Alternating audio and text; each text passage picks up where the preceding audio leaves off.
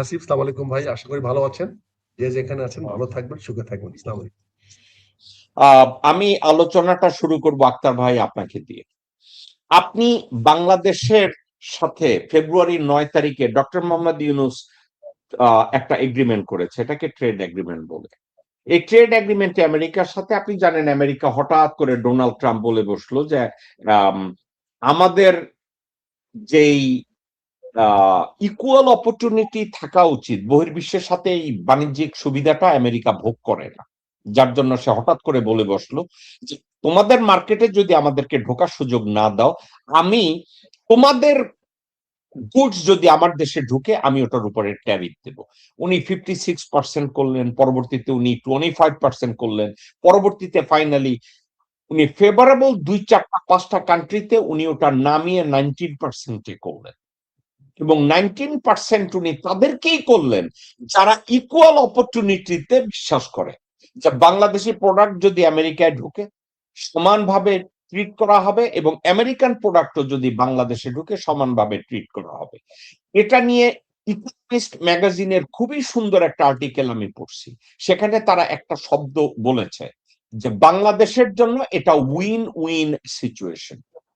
Economist পত্রিকা তো doctor Mohammad Yunus Awami League বা বিএনপির তাবেদারি করে না। ইকোনমিস্ট ম্যাগাজিন অথবা ওয়াশিংটন পোস্ট এরা তো কারো তাবেদারি করে এডিটোরিয়াল লেখে না, মেজর আক্তার আপনি জানেন।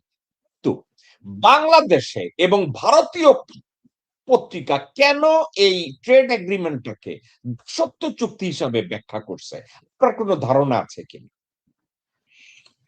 ধন্যবাদ জেকব ভাই, অনেক অনেক ধন্যবাদ আপনি এই সময় বিষয়টি নিয়ে কথা বলার জন্য। আমি আপনার কাছে একটা লিখিত একটা আর্টিকেল পাঠিয়েছি।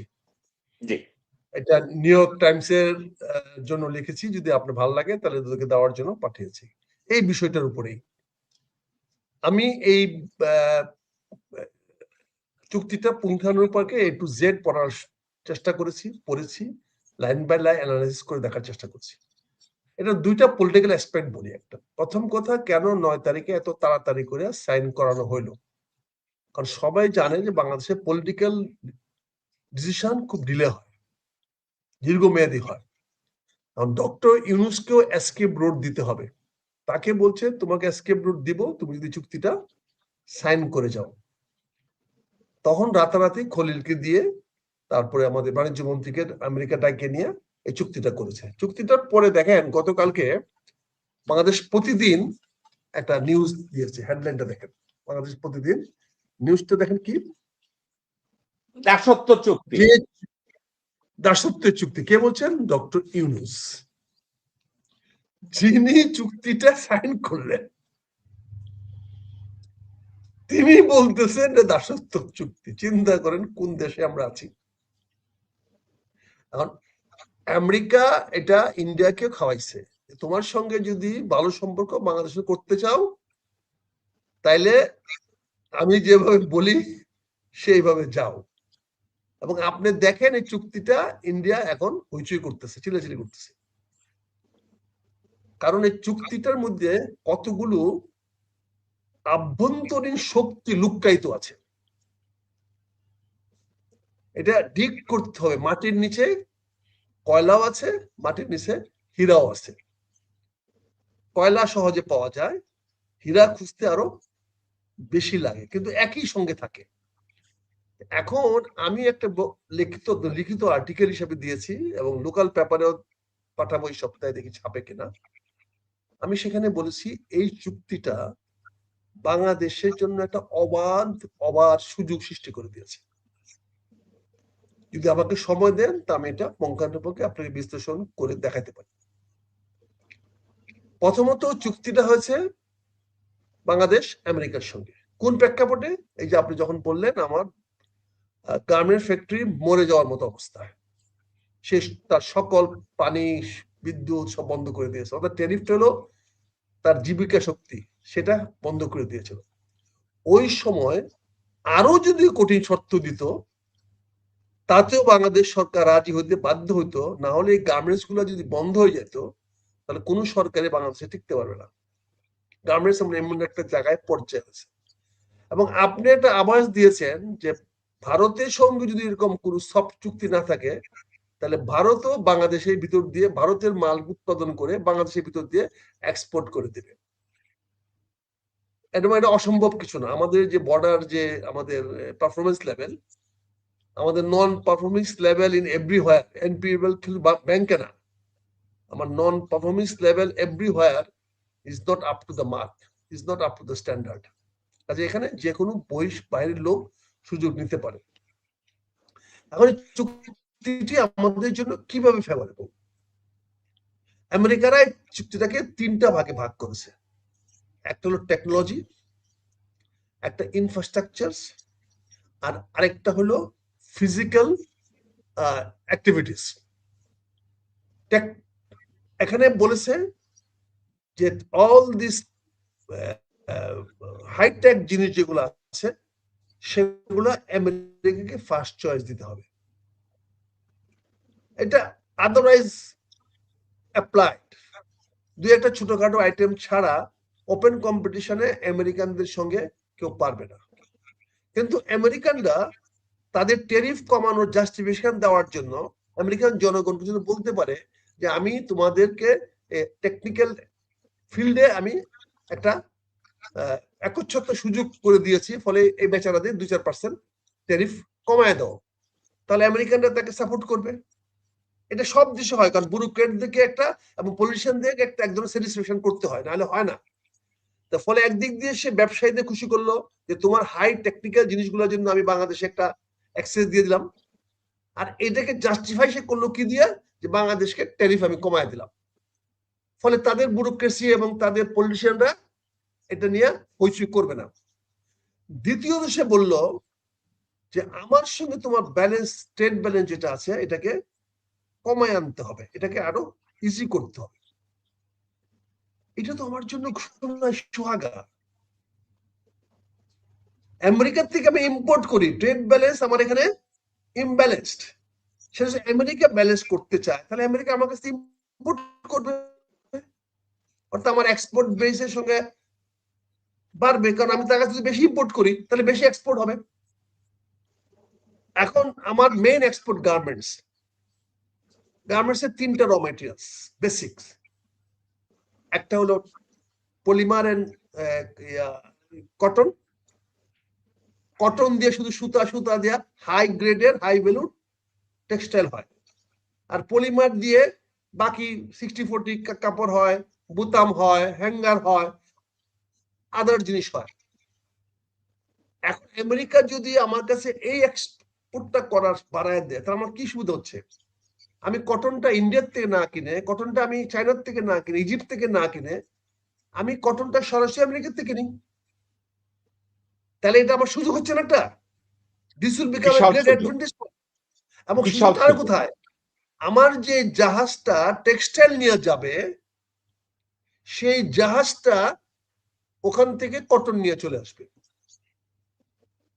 ফলে আমার সিঙ্গেল টার্নও কষ্ট হয়ে যাচ্ছে, আমার ট্রান্সপোর্ট কস্ট হাফ হয়ে যাচ্ছে, সিঙ্গেল টার্ন আউট হচ্ছে। অর্থাৎ এখন আমি কি করি, আমি যে টেক্সটাইলটা পাঠায় ডাবল বিল দিতে হয়, অর্থাৎ খালি আমার জাহাজটা ফেরত আসে, আমার আছে নাই। কিন্তু এইটা যদি আমি নিয়ে আসি এবং সে বলছে এগ্রিকালচার প্রসেসিং এ আমাকে সুযোগ দিতে হবে, এগ্রিকালচার প্রসেসিং মানে কি? এই কটন এগ্রিকালচারের মধ্যে পড়ে, সয়াবিন এগ্রিকালচারের মধ্যে পড়ে, পটেটো এগ্রিকালচারের মধ্যে পড়ে, হুইট এগ্রিকালচারের মধ্যে পড়ে, আপনার মেইজ এগ্রিকালচারের মধ্যে পড়ে, সিড এগ্রিকালচারের মধ্যে পড়ে, পোল্ট্রি ফিড, ডেয়ারি ব্রিড, এগুলো এগ্রিকালচারের মধ্যে পড়ে।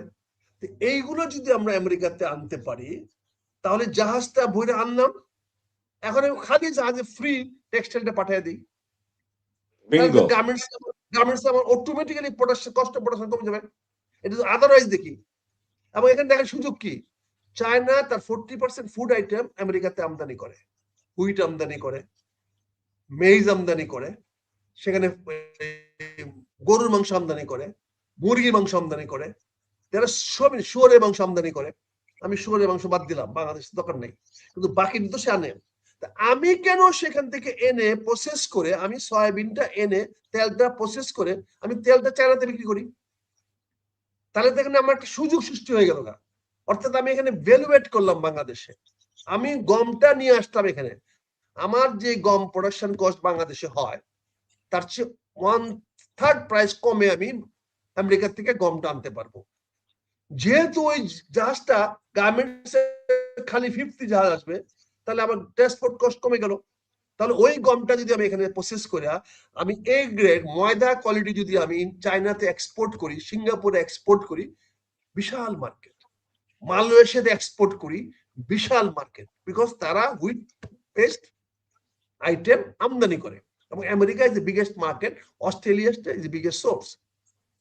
আমেরিকাতে যদি আমরা এখানে আইন না ভ্যালুয়েট করে ক্রাশ করে আমি ময়দাটা ওকে দিয়ে দিলাম, আমি সুজি এবং আমি সেকেন্ড গ্রেড আটা রাখলাম ফর মাই লোকাল কনজাম্পশন, তাহলে আমার রাইসের উপর প্রেশার কমে যাবে, আমার রাইসের দামটা ব্যালেন্স হয়ে যাবে। এখানে তো আমি একটা ভ্যালুয়েট করতে পারতেছি, জি তাহলে আমার জমির প্রেশার কম পড়বে। সেম ওয়েতে আমি যদি সয়াবিনটা ক্রাশ করি এখানে না, তাহলে সয়াবিনটা ক্রাশ করে আমি তেলটা তো চায়নাতে এক্সপোর্ট করতে পারি, কারণ চায়নাও তো 40% তেল আমদানি করে। চায়না তো ট্রু সেলফ সাফিসিয়েন্ট না ক্রুড অয়েলে, এডিবল অয়েলে, সেও তো আমদানি করে, ইউরোপ থেকে আমদানি সয়াবিন করে।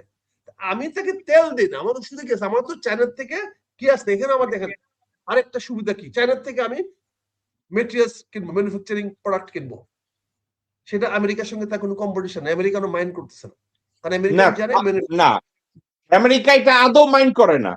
মাইন্ড করে, কারণ সে জানে ম্যানুফ্যাকচারিং আচ্ছা, প্রোডাক্ট। আরো একটা কথা মেজর ডাক্তার, আরো একটা কথা বলি।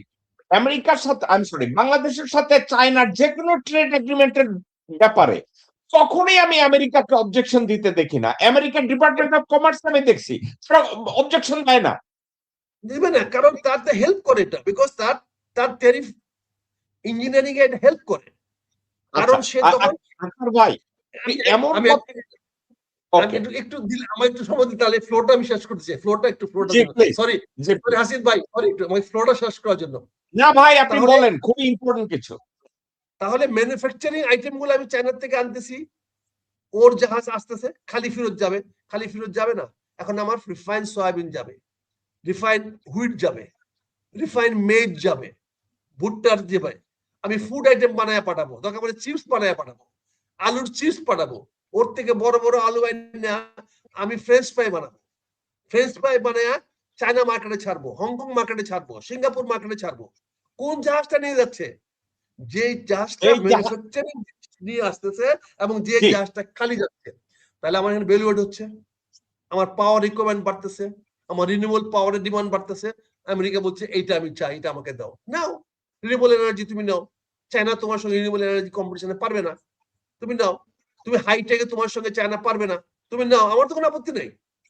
This favours me. সো এই দুইটা আমি অ্যাডভান্টেজ পজিশন আছি। থার্ড, সে বলছে ইনফ্রাস্ট্রাকচার তুমি ওপেন টেন্ডারের মাধ্যমে করো। এনি ইনফ্রাস্ট্রাকচার তুমি যেটা করবা, it should be international tender, no favour to anybody. It favors me, it favors China, it favors India as well. Because আমেরিকানরা ইনফ্রাস্ট্রাকচার টেন্ডার এসে তারা এখানে কম্পিট করতে পারবে না, ফলে চায়না আমেরিকান কোম্পানিগুলো এখানে এসে কম্পিট করবে, বিগ জায়ান্ট কোম্পানিগুলো কম্পিট করবে, এখানে বিওআইডি কম্পিট করবে, এখানে ওই সানিয়া এসে কম্পিট করবে। আলটিমেটলি আমেরিকান পুঁজি এখানে আসতেছে। জি ইনফ্রাস্ট্রাকচার টেন্ডার যখন আমি দিব, ইনফ্রাস্ট্রাকচার বানাতে দিব, পোর্ট বানাতে দিব, এই করতে দিব, তখন তারা নিবে। তারা বলতেছে পোর্ট তুমি তাদেরকে বানাও, কিন্তু অপারেশন আমাদেরকে দিতে হবে, ইউরোপিয়ান দিতে হবে, কিন্তু আমাদের হাইটেক, তুমি হাইটেক ইউজ করতে হবে। তুমি মিডিয়াম টেকনোলজি দিয়ে পোর্ট ম্যানেজমেন্ট করতে পারবে না, তোমাকে হাইটেকে যেতে হবে। কারণ হাইটেকে গেলে তো আমেরিকা ছাড়া কেউ নাই, জার্মান ছাড়া কেউ নাই, হাইটেক। এখন ওরা হাইটেক, কিন্তু পোর্ট বানাইতে তো আমেরিকাটা কোনদিন আসবে না, ইউরোপিয়ানরা আসবে না, পারবে না। তাদের সস্তা সিমেন্ট কই, তাদের সস্তা রড কই, তাদের সস্তা রাজমিস্ত্রি কই? এইগুলো তো চায়নার কাছে। ট্রাক্টর বলেন, ক্রেন বলেন, হেভি হেভি ক্রেন বলেন, ওই যে পদ্মা ব্রিজ থেকে আমরা ক্রেন আনতে গিয়ে চায়নায় দিতে হয়েছে, সারা ইউরোপ থেকে আমরা এত হেভি ক্রেন পাই নাই। তো এইগুলো তো চায়নার কাছে আছে, কাজে এখানে আমেরিকানরাও চায় এই চায়নায় ব্যবসাটা নেই, ইন্ডিয়ানরাও চায় যে ইন্ডিয়া চায়না মিলে এই কাজগুলো করে। মানবিনী তো মানা করতেছে না, মানবিনী তো জাপানরা রাজি আছে চায়নার সঙ্গে কাজ করতে, তারা করে। ইন্ডিয়াতে তো বড় বড় ইলেকট্রিক্যাল স্ট্রাকচার কোম্পানি, তারাও তো ইন্ডিয়ার সঙ্গে মিলে, চায়নার সঙ্গে মিলে কাজ করতেছে। এখানে চায়না জাপানের ইন্টারেস্ট হাম্পার হচ্ছে। কিন্তু আমেরিকা যেটা চাচ্ছে সেটা হচ্ছে তুমি আমাকে একটু মুরব্বী মানো, তুমি আমার সঙ্গে থাকো, আমি যেন বলতে পারি যে আমার ঘরানার লোক বাংলাদেশ।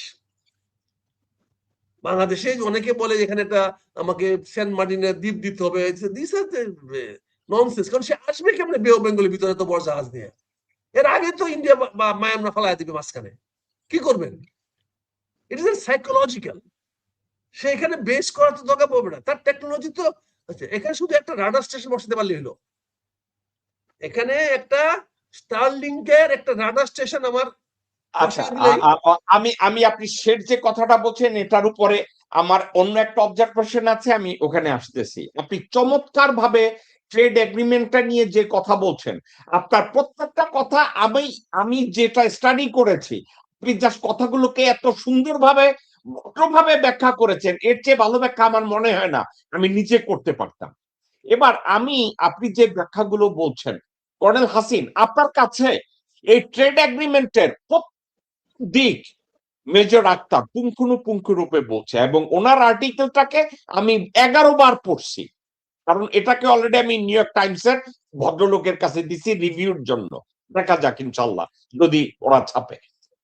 আপনি আমাকে বলেন তো, এর ভিতরে কোনটা আপনার কাছে নেগেটিভ মনে হয়েছে এবং কোনটাকে আপনি বলতে পারেন আমাদের দাসত্ব চুক্তির মধ্যে পড়ছে? কোনোভাবে আপনি কি ব্যাখ্যা করতে পারেন কিনা? না ভাই, স্যার যেটা বললো, আমি প্রথম শুনে আমি আসলে রিয়েলি সারপ্রাইজড। আমি একটু কনফিউজ ছিলাম। তো খলিল সাহেবের আমার সাথে যোগাযোগ ছিল একটু, এই লোকটা এই কাজ কেন করবো? এখন তো দেখি আসলে লোকটা জ্ঞানী।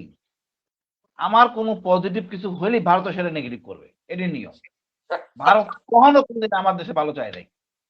এক স্বাধীনতার প্রথম প্রথম বছরই ভাই, প্রথম বছরই সে শান্তি বাহিনী সৃষ্টি করেছে আমাদের হেলথ ট্যাক্স। আমরা কেন অ্যান্টি ইন্ডিয়ান? ভারতের জন্য, ওর আচরণের জন্য। প্রতিটা কাজে সে ভারত। আমাদের সুশীলরা এদের গুণগান গাবে, আর যেসব কথা বলে দেশে কিছু লোক আছে মানে অকারণে অকারণে ভারতের গুণগান গায়। ভারতের গুণগান গাওয়ার কি দরকার আছে? এই যে দেখেন, হাসিন ভাই, হাসিন ভাই, আমি একটা কথা বলি। মেজর আক্তারের একটা কথা বলছে, টেকনোলজির ক্ষেত্রে আমেরিকা বলছে আমাদেরকে অগ্রাধিকার দিতে হবে। হাইটেকের ক্ষেত্রে, টেকনোলজির ক্ষেত্রে, ইলেকট্রনিক্স এর ক্ষেত্রে আমেরিকাকে অগ্রাধিকার দিতে হবে। যদি hi tech, electronics, data system, others এইসব ক্ষেত্রে যদি আমেরিকাকে অগ্রাধিকার বাংলাদেশ দেয়, লাভবান কে হয়, বাংলাদেশ নাকি আমেরিকা? আমাকে এই কথাটা একটু বলেন, লাভবানটা কে হয়?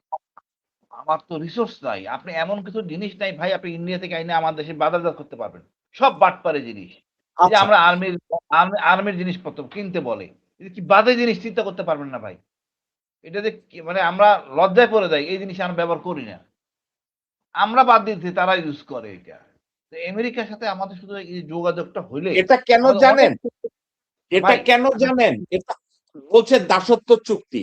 হাসিন ভাই, আপনি একা একা চিন্তা করে দেখেন, ইন্ডিয়া চায় তাদের বর্জ্য, তাদের জঘন্য জিনিস আমরা কিনবো, কিন্তু আমেরিকার ভালো জিনিস কিনলে আমার দেশের ছেলেপানরা শিক্ষিত হয়ে যাইব, আমার দেশের ইঞ্জিনিয়াররা ভালো জিনিস পাবে, আমাদের স্কুল কলেজে হায়ার টেকনোলজি নিয়ে তারা লেখাপড়া করবে। ভারত এটা কেন চাইবে? না সেটাই ভাই। ভারত বলছে এটা দাসত্ব চুক্তি, কিন্তু আমি বুঝি না দাসত্ব চুক্তির দাসত্বটা আসে কোন জায়গা দিয়ে।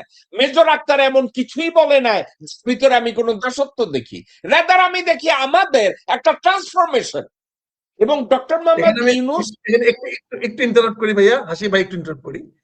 হাইটেকের কি হচ্ছে দেখেন, hitech depend on the chips. চিপসে সারা বিশ্বে আমেরিকা হলো মনোপলি, সিঙ্গেল, পৃথিবীর অন্য কেউ চিপস বানাতে পারতেছে না এখন পর্যন্ত। এখন আমি যদি মডার্ন অ্যাপসে যাই, যে কোনো অ্যাপসে যাই, চিপস লাগবেই। আমি হ্যাঁ, আমি চায়না ক্রেন আনলাম, কিন্তু অটোমেটিক ক্রেন হইতে হবে। আমি চায়না পোর্ট হ্যান্ডলিং এর গ্যান্ট্রি আনলাম, গ্যান্ট্রি অটোমেটিক হইতে হবে, ডাটা অটোমেটিক হইতে হবে। তাহলে চিপস আসতে হবে। তাহলে চিপস আসতে হলো ওই গ্যান্ট্রির ভিতরে 40% প্রাইস তো চিপসের। ট্রু, তার ট্রু। সুপার স্ট্রাকচারের দাম 60%, আর 40% হলো তার অ্যাপসের, তার ব্রেন। ওই অ্যাপসটা তো চিপসটা তো আমেরিকান। ফলে চায়নার ওই ইনফ্রাস্ট্রাকচার বা গ্যান্ট্রিক নিয়ে তো আমার সমস্যা নাই। আমার মাল ইউ আর ক্লিয়ার, আপনি clear. Sir okay, sir, America sure, আমাকে এটা বুঝতে হবে, না বুঝলে তো বুঝেন না জিনিসটা কি হবে। Thank you, sir, thank you, এত সরি সমীকরণ দরকার নাই। ইন্ডিয়া যেটা না বলবে মনে করেন সে ঝামেলা আছে, এটা আমাদের জন্য গুড। কতটা আহামক হলে সীমান্তে বলে কুমির আর সাপ ছাড়বে, বলেন সাপ কুমির কি বাঙালি আর ভারত চিনে? আমাদের সীমান্তে কুমির আর সাপ ছাড়বে, এই আহামক দেশের লাগে কোনো তুলনা করারই দরকার নাই। আমি জানি না বাঙালি এতদিন লাগতেছে কেন বুঝতে, এই দেশ এরা কোনো কাজে নেই, মানে মানে কি বলবো, কেন এটাকে আমলে নেওয়া হচ্ছে? আমরা হাইটেক হলে আমাদের ইন্টারাকশন হবে, ইয়াং জেনারেশন ডেভেলপ ইন্টারাকশন আসবে, অনেক কিছু ডেভেলপ বেরোবে, নতুন নতুন মানে আমাদের উৎসাহ বাড়বে টেকনোলজিতে, এবং আমাদের যোগাযোগটা বাড়বে, আমাদের সমাজের নেতিবাচক ধারণা আছে সেটা কেটে যাবে। এটা আমাদের খুব দরকার। আমাদের তো দাসত্বের কি বুঝি না আমি, ভারতের দাসত্ব করলে কোনো আপত্তি নাই, এটা করলে অসুবিধা। আমেরিকা যদি আমার দেশটা নিয়ে যায় ভাই, অন্তত আমরা 2,000 টাকা মাসে পাবো, মানে 2 লাখ প্লাস, প্রত্যেকে খুশি হবে, কোনো দরকার নাই। এইভাবে স্বাধীনতার নাম নিয়ে পচাই ফেলেছে আমাদেরকে। 2,000 টাকা 2 লাখ টাকা করে এত কৃষক পাইলে অসুবিধা কোথায়? ভাতার কার্ড তো দরকার নাই, আপনার মাথা কি বলে কি কার্ড দিচ্ছে, কার্ডের দরকার নাই তো, 2 লাখ টাকা পাবো, আমেরিকা নিয়ে নেই আমাদেরকে, অসুবিধা কোথায়? পেটে খাবার না থাকলে আমার সার্বভৌমত্ব দিয়ে লাভ নাই তো। একটা বড় একটা যদি মনে করেন স্যার, একটা বড় একটা মিজাইল যদি আমার ঢাকা শহরে পড়ে, ওটা সামাল দিতে পারবো না, সারেন্ডার করতে হবে। আমি তো ওইভাবে ইকুইপ এখনো। তোরা আগে বাঁচতে হবে, আগে পেট, তারপর আমার স্বাধীনতা। আমার পেটে আঘাত দিয়ে যদি আপনি আমার বলেন স্বাধীনতা স্বাধীনতা, লাভ নাই। আমি মনে করি দাসত্ব করলে একদম 1 নম্বর আমেরিকারে করবো, আর না যেটুক দরকার একটা আমাদের। একটা জিনিস হাসিন ভাই, আমি একটা কথা বলি।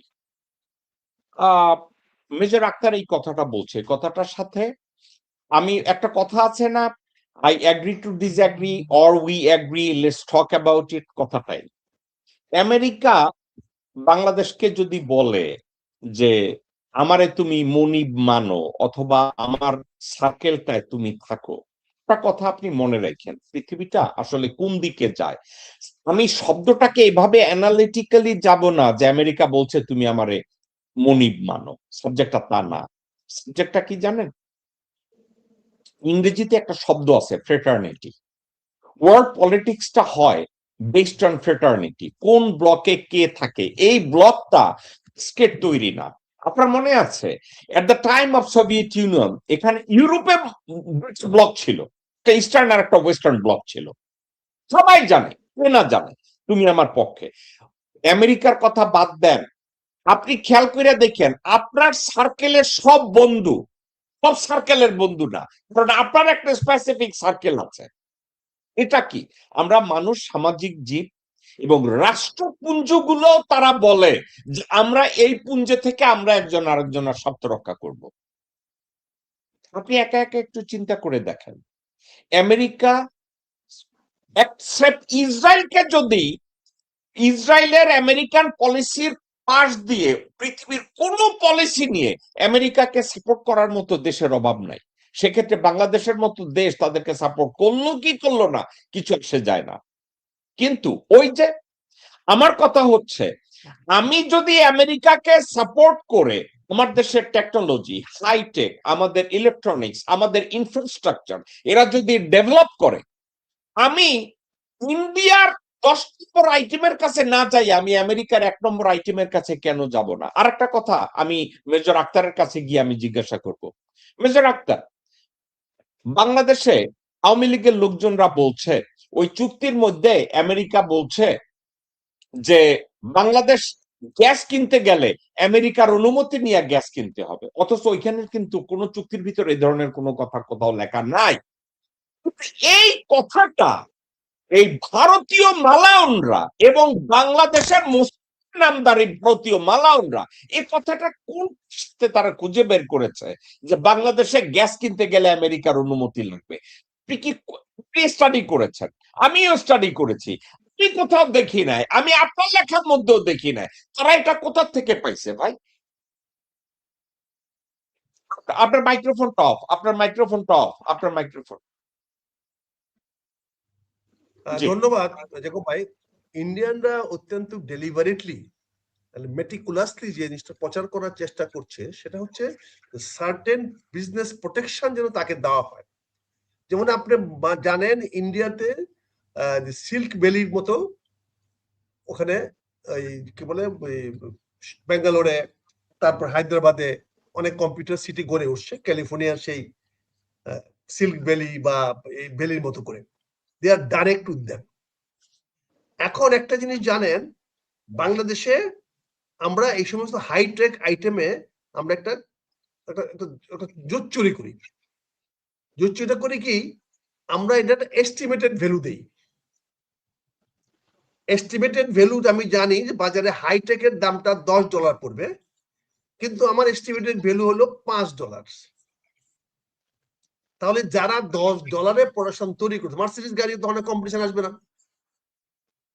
অটোমেটিক্যালি মার্সিডিজ গাড়ি বা আমেরিকান গাড়িগুলো আমার এখানে কম্পিটিশন আসবে না, কারণ আমার হাইয়েস্ট প্রাইস হলো $5।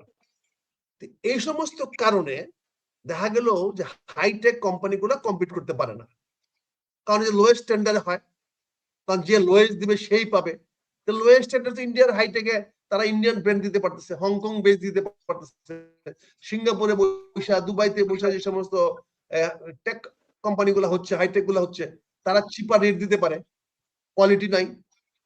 যেমন আপনি মনে করেন, উদাহরণ দেই, আজকে লিথিয়াম ব্যাটারি যার লাইফ 20 বছরের বেশি চলে, যেখানে নর্মাল একটা ব্যাটারি আমরা 6 মাস চালাতে পাই নাই, আমরা লিড অ্যাসিড ব্যাটারি 6 মাস চালাতে পাই না, সেখানে লিথিয়াম ব্যাটারিটা 20 বছর চলবে। আর সবচেয়ে এটা র মেটেরিয়ালস কে একমাত্র এখন আফগানিস্তান উৎপাদন করে, একমাত্র আফগানিস্তানে উৎপাদন হাইস্ট। আমেরিকানে খুলে দিচ্ছে চায়নাকে, তুমি নিয়ে যাও লিথিয়াম আয়ন নিয়ে আসো, তার লিথিয়াম নিয়ে আসতেছে। এখন এই লিথিয়ামে সাইকেল 3000 হতে পারে, 3000 সাইকেল যদি আমি লিথিয়াম ব্যাটারি ইউজ করি, তাহলে সেটা 3 থেকে 4 বছর যাবে। সেম ব্যাটারি আমি 7000 সাইকেল ব্যবহার করতে পারি, তাহলে ব্যাটারিটা আমার 20 বছর চলে যাচ্ছে। এখন আপনি তো 3000 সাইকেলের ব্যাটারির দাম দিয়ে 7000 কিনতে পারবেন না। বাংলাদেশ আমরা বছরে দুইবার কিনবো, কিন্তু একবার তার চেয়ে কম দাম দিয়ে কিনবো না। আমি 3000 দিয়ে আজকে কিনলে আমার 4 বছর পর আবার কিনতে হবে, 4 বছর পরে কিন্তু 3000-এর দামই 7000-এর সমানকে পৌঁছে যাবে, কিন্তু এখন কিনতে পারবো না। আমেরিকানরা বলেছে এইগুলা তুমি দূর করো, তুমি এটাকে ওপেন রাখো, not based of price, based of technical evaluation. সমস্যাটা এখানে, অর্থাৎ টেকনিক্যাল ইভালুয়েট করো আগে, who is A1, A2, A3। A1 price K dictate করবে, A2 প্রাইস ডিকটেট করবে, B1 BA1 এর সঙ্গে প্রাইস ডিকটেট করবে। এই কথাটা বলাতে আমরা যাদের কাছ থেকে কেনা বেচা করি, তারা তো A1 প্রোডাক্ট তৈরি করে না, ফলে সে তো প্রাইস বেনিফিট নেই আমাকে ইনফেরিয়র কোয়ালিটি দিয়া। আপনি নিশ্চয় টয়োটা গাড়ি আমেরিকাতে যেটা বেচে, আমার দেশে এই টয়োটা আসে না, তার ইনফেরিয়র কোয়ালিটি আসে। তারপরেও মার্সিডিজ ক্লায়েন্ট তো টয়োটা কিনবে না, মার্সিডিজ ক্লায়েন্ট তো টয়োটা প্রাইস দেখে না, সে ব্র্যান্ড দেখে। আমার এই শার্টের মধ্যে, পাঞ্জাবের মধ্যে যদি আমি স্পেন্সার ম্যাক্স স্পেন্সার লিখে দেই, এটার দাম হয়ে যায় $50, কিন্তু এইটার তো আমি $5 তো বাংলাদেশে ঢাকা শহরে কিনবো না। এই যে ব্র্যান্ডের যে সুযোগটা, ব্র্যান্ডটা তো আমেরিকানদের, সারা ওয়ার্ল্ড ওয়াইড তারা ব্র্যান্ড করে নিয়েছে, তাদের ব্র্যান্ডের নাম আছে। এখন ধরেন আমি জাস্ট আরেকটা এক্সাম্পল দিয়েছিলাম, স্টারলিংক। আজকে স্টারলিংক কানেকশন পাওয়া মানে হলো সবচেয়ে fastest link all over the world আমি পেয়ে যাচ্ছি, including any black spot of the earth and the mars. আমি স্টার দিচ্ছি, কিন্তু আমি তো ইয়াহুতে পারবো না এটা, আমি তো গুগল দিয়ে পারবো না এটা। ইয়াহু গুগলের হ্যাজ লিমিটেশনস, ওই লিমিটেশনটা তো স্টারের নাই, because star had 100,000 of satellite. ভাই আমি একটু আসি, হাসিন ভাই আমাকে একটু ব্যাখ্যা করেন। আপনি একটা সুন্দরভাবে একটা ব্যাখ্যা করছেন, ইন্ডিয়া যদি না বলে বাংলাদেশের উচিত হ্যাঁ বলা, আর ইন্ডিয়া যদি হ্যাঁ বলে আমাদের বাংলাদেশিদের উচিত না বলা। এই সিম্পল সমীকরণটাকে আপনি এইভাবে চিন্তা করলেন কেন? আপনার অভিজ্ঞতা কি বলে হঠাৎ করে? আমার অভিজ্ঞতা, আমি এই পর্যন্ত দেখি নাই ইন্ডিয়া যা বলছে তার সাথে সরজমিনে আমাদের উপকারে এসেছে। আমাদের যত রকম ক্ষতি আছে সকল ক্ষেত্রে এরা এরা জড়িত। আপনি দেখেন আমাদের এই যে এখন একটা রামপালে আছে, সবগুলি উচ্চ কর্মকর্তা হলো ভারতীয়। আমাদের তো সরাইতে হবে তো। এরাই সকল নষ্টের গোড়া। এবং আমার দেশে যত রকম অনিয়ম দেখেন, এই ধর্মীয় উগ্রবাদ সব সৃষ্টি। আমার এছাড়া যত কিছু দেখবেন, এই শান্তি বাহিনী চুক্তি দেখেন যেটা করলো 97-এ, ভারতের বানানো। আমরা এখন এটা নিয়ে বিপদে। এটা বাস্তবায়ন কোনোদিন সম্ভব না, করতে পারবে না। শেখ হাসিনা করতে, সে নিজে কোনোদিন করতে পারবে না, করা সম্ভব না। শান্তি বাহিনীর সৃষ্টি সব ভারত, এই জেএমবি সৃষ্টি ভারত। আপনি যত অপকর্ম দেখবেন বাংলাদেশে, এই ভারত। আমাদের কোনো ভালো তারা চায় না। তার কারণ হলো আমরা যদি খুব ভালো হয়ে যাই, উন্নত রাষ্ট্র হয়ে যাই, পশ্চিমবঙ্গ আন্দোলনে যাবে। আমার মনে হয় খুব বেশি দেরি আছে। ওটা আন্দোলনে গেলে আমসালা সব যাবে, ওই পর্যায়ে যাইতে হবে। দেখেন আমাদের তো একটা জিনিস ছিল, আক্তার স্যার আপনি জানেন, আমাদের ইস্ট বেঙ্গল রেজিমেন্ট ছিল 71-এর আগে। আমাদের ইপিআর ব্যাটালিয়ন ছিল। আমাদের পাশাপাশি পশ্চিমবঙ্গের কিছুই নাই, এখনো নাই। কোনো বেঙ্গল রেজিমেন্ট নাই, আর্মি নাই, বাঙালি আর্মি নাই। তারপরে ইপিআর নাই। আমার সীমান্তে যদি ইপিআর থাকে, মানে আমার সীমান্তে যদি বিএসএফটা বাঙালি হয়, কোনো সীমান্তে মারামারি হবে না। সে তো আমার ভালো চায় না। সে চীন সীমান্তে লাঠি নিয়ে মারামারি করে, আমার সীমান্তে সে গুলি করে। তো এই জন্য আমাদের একটু শক্ত দর্শনে আসতে, ভারত যা বলবে। আমি কোনো একটা জিনিস দেখি না, এই যে গাড়ি দিছে কতগুলি, আগে দেখছি অনেক অস্ত্র দিচ্ছে 9mm কার্বাইন, এগুলি আসলে যুদ্ধে ব্যবহার করার জন্য, টাকার জন্য। ইন্ডিয়ান কোন জিনিসটি আপনি কোনো কাজ করতে পারবেন না, কোনো ক্ষেত্রেই না। ভারতের অস্ত্রে তো ফায়ার পিন কাজ করে না, ফায়ার পিন কাজ করে না, বলেন। ভারতের রাইফেলে ফায়ার পিন কাজ করে না। আচ্ছা আক্তার ভাই, ভারতের অস্ত্রে ফায়ার পিন কাজ করে না, কিন্তু বাংলাদেশ আর্মিতে অথবা যারা আর্মস এক্সপার্ট অথবা ম্যানুফ্যাকচারার অথবা বাংলাদেশের এই টেকনোলজিক্যাল সাইডটা যারা দেখে, বাংলাদেশে তো সমরস্ত্র কারখানাও আছে, তাদের ভিতরের থেকে কি এমন কোন অবজেকশন দেওয়া হয়েছে যে আমরা ভারতীয় এই প্রোডাক্ট আমাদের দেশের জন্য আনা কোনোভাবেই আমাদের দেশের জন্য ফেভারেবল না, এ ধরনের কথা কি আর্মি থেকে বলা হয়েছে? Very super question, super question. আপনার প্রশ্নটা এত সময়, এত গত 30টা বছরে আমরা সকল অবস্থায়, স্কুল এডুকেশন থেকে নিয়ে স্টাফ কলেজে জেনারেল পর্যন্ত আমরা ইন্ডিয়ানাইজ করে ফেলছি, আমাদের ডাক্তাররা ইন্ডিয়ানাইজড হয়ে গেছে, আমাদের ইঞ্জিনিয়ার ইন্ডিয়ানাইজড হয়ে গেছে। এখানে এত বেশি মোটিভেশন হয়েছে গত 30 বছর। এখানে কোনো অফিসারদেরকে আমরা বাইরে পলিটিক্যালি এন্টি ইন্ডিয়া কথা বলতে পারি, কিন্তু কোনো আর্মি অফিসার, এয়ারফোর্স অফিসার, কোনো ডিফেন্স অফিসার, কোনো আমলা, তারা এগেনস্ট ইন্ডিয়া শব্দটা ছোট হাতের আয়দা পর্যন্ত ইন্ডিয়া লিখতে সাহস পায় না, ওইটা বড় হাতের আয়দা লিখতে হতো, যদি কেউ ধরে ফেলা ছোট হাত দিলে কেন। আচ্ছা এইটা কি আপনি কি হয়ে গেছে এখন অফিসাররা ইন্ডিয়ার ফেভারে যাবে না, এরকম মিনিট লিখতে অফিসার পাবেন না। আমাকে একটা কথা বলেন, এটা কি বাংলাদেশের আর্ম ফোর্সেস সার্ভিসের অফিসাররা কি ভয় পায়, নাকি তারা মেন্টালি কনভিন্সড দ্যাট ওই যে এটা তো ক্যাডেট কলেজ থেকে মোটিভেট করা হয়েছে, ওখান থেকেই তাকে মোটিভেট করে দেওয়া হয়েছে, ওখানে আমাকে তৈরি করে দেওয়া হচ্ছে যে India is our good neighbour. ইন্ডিয়াকে তো আমরা কখনোই, কারণ আমরা আগে একটা ওল ফোর্স এন্ড জ্যাক ফোর বলতাম, যে একটা শিয়াল একটা ভালুক, দুইটা দেশ। এখানে তো আমরা এটাও তো এক্স এন্ড ওয়াই করে ফেলছি, আমরা করে ফেলছি আমাদের মেন্টাল, মানসিক ভাবে তো আমার এগেনস্টে এন্টি, আমার তো ভিলেন ইন্ডিয়া না, আমার যুদ্ধের ন্যারেশনে ইন্ডিয়া আমার এনিমি না, ইন্ডিয়া আমার ফ্রেন্ডলি ফোর্স, আমার বিয়ন্ড মাই বর্ডার। আমাকে ট্রেন করা হচ্ছে কি, আমার ট্রেন করা হচ্ছে আমার এনিমি হলো বিয়ন্ড মাই বর্ডার, আমার বর্ডারের সঙ্গে আমার না, দে আর মাই ফ্রেন্ডলি ফোর্স। এইটা তো আমার মোটিভেট করা হচ্ছে গত 30 বছর ধরে, 20 বছর, ইভেন কি বিএনপি না মনে হয়, সরি আমি বলছি। সরি বলেন কেন ভাই? সরি বইলা লাভ নাই তো, আপনি সত্যি কথা বলছেন। বাংলাদেশের মতো জায়গায় মেজর আক্তার 70 বছর বয়সে একটা সত্য কথা বলার পরে যদি আপনাকে সরি বলতে হয়, এর চেয়ে বড় দৈন্যতা জীবনে আর কি থাকবে ভাই? কি করবো ভাই, আমি তো অপঘাতে মরতে চাই না রে ভাই। না রে ভাই, আমি একটা কথা বলি ভাই, আপনি মরবেন না, আর যদি আপনি মরেন বিশ্বাস করেন you will become equivalent to a Mahavir. আপনি এই চিন্তা কইরেন না ভাই।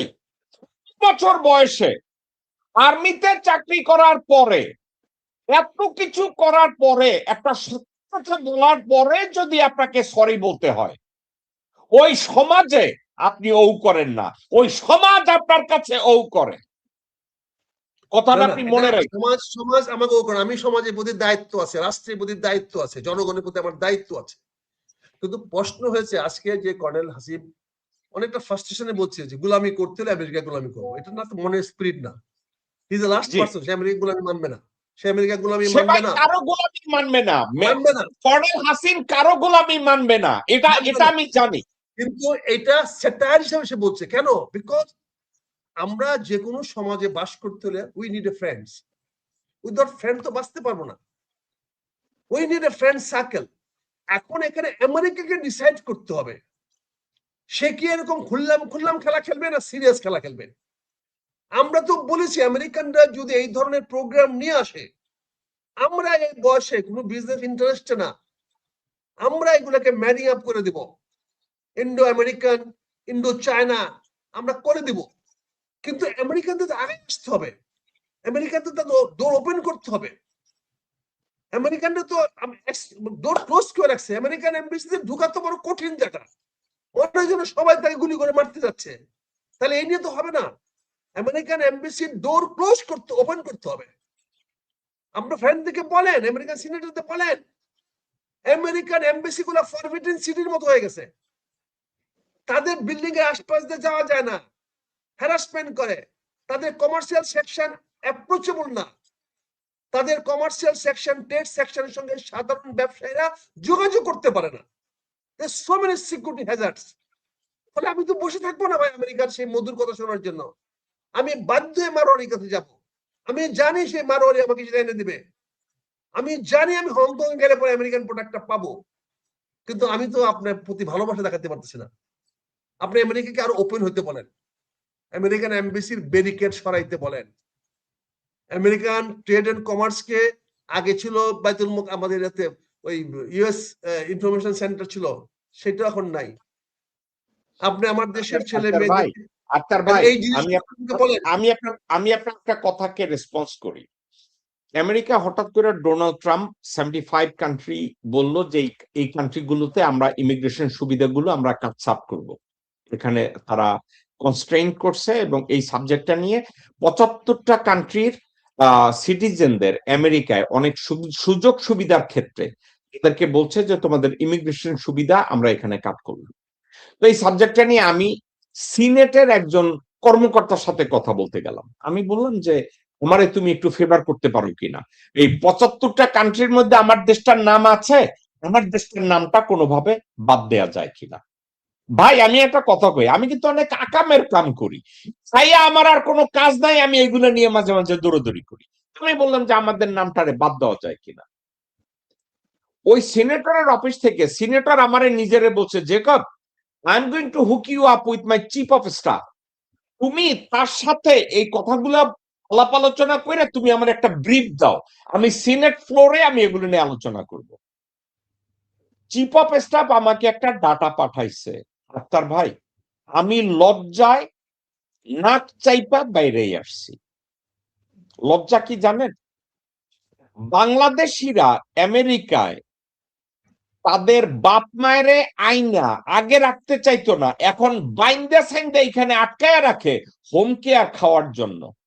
আপনি একটা কথা কই, আপনি শুনলে হাসবেন। আপনারে আমি আপনি আমার বাবা, আপনারে আমেরিকায় আনবো, আপনি কিন্তু সুস্থ, আপনারে নিয়ে আমি এক ডাক্তারের কাছে যাব। কোন ডাক্তার? বাংলাদেশি এক ডাক্তার। ওই ডাক্তার লেখা দিবে যে আপনি পায়খানা করতে গেলে আপনার হাত ধরে কারো দাঁড়াইয়া থাকতে হয়, এবং পায়খানা করার পরে আপনি পানি খরচ করতে পারেন না, আপনার কেউ একজন পানি খরচ করে দিতে হয়।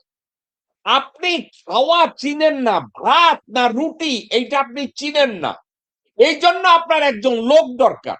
এই মিথ্যা কথাগুলা লেখা আপনার নামে মাসে $7,000-8,000 আর্ন করে। এখন এই 7,000 এই $8,000 কোথা থেকে আসে জানেন? আপনারা যে হেলথ কেয়ারের জন্য গভর্নমেন্ট আপনার জন্য অ্যালার্ট করছে $50,000 $60,000, ওইখান থেকে এই টাকাটা বাদ যায়। তখন ওই সন্তানরা কিন্তু একবারও জানে না যে তুমি যে হোম কেয়ার নিলা, তোমার আব্বু যদি অসুস্থ হয় তাকে আর ভালো ডাক্তারের কাছে পাঠানো হবে না, তাকে আর অর্গানিক ঔষধ দেওয়া হবে না, তাকে নার্সের কাছে পাঠানো হবে, তুমি আর ডাক্তার দেখবা না। তারা এটা কেয়ার করে না। এখন ওই সিনেটরের চিফ অফ স্টাফ আমারে বলছে যে তুমি কি জানো যে তোমার বাংলাদেশিরা হোম কেয়ারে সবচাইতে আগাই না বেশি, এবং তারা এত ফ্রড করছে যেগুলো ডিপার্টমেন্ট অফ হোমল্যান্ড সিকিউরিটির ইনভেস্টিগেশনের মধ্যে। ডোনাল্ড ট্রাম্প যে 75 কান্ট্রি বলছে সবচেয়ে দুর্নীতিগ্রস্তদের তালিকায় তোমার দেশ 1 থেকে 10-এর মধ্যে চলে আসে। 1 থেকে 10-এর মধ্যে যদি দুর্নীতিগ্রস্ত আমেরিকান সিটিজেন প্রাপ্ত বাংলাদেশিরা আমেরিকায় বৈশা এই ভণ্ডামি করে, তাইলে এই 75টা দেশের মধ্যে থেকে তোমার দেশে বাদ দেওয়ার কথা যদি আমার সিনেটর বলে, তাহলে তো তারা সবাই পাগল কইব যে তুমি এই দেশে কেমনে বাদ দিবা। আপনি বলছেন না আমেরিকা দরজা ওপেন করতে, দরজা ওপেন আমেরিকা করছে, আর আমরা বাংলাদেশিরা এই কাজগুলো করছি। কোন ব্যাখ্যা আছে? আমারে বলেন ভাই, আমারে বলেন আপনাকে। গত সপ্তাহে এমন হয়েছে, বাবাকে অ্যারেস্ট করা হয়েছে। কেন অ্যারেস্ট করা হয়েছে বাবাকে? বাবা পুরোপুরি সুস্থ, বাবা এক দোকানে গিয়া ডেলিভারির কাজ করে ক্যাশ পয়সায়, কিন্তু এই বাবার নামে হোম কেয়ার আনে। কি বইলা? আমার বাবা একা হাঁটতে পারে না, আমার বাবা পায়খানায় যাইতে পারে না, আমার বাবা পায়খানায় গেলে পানি খরচ করতে পারে না, তো বাবারে বাঁধছে। আমার কাছে আসছে, ভাই আমার বাবারে কেমনে সারানো যায়। এখন কি হয়েছে জানেন?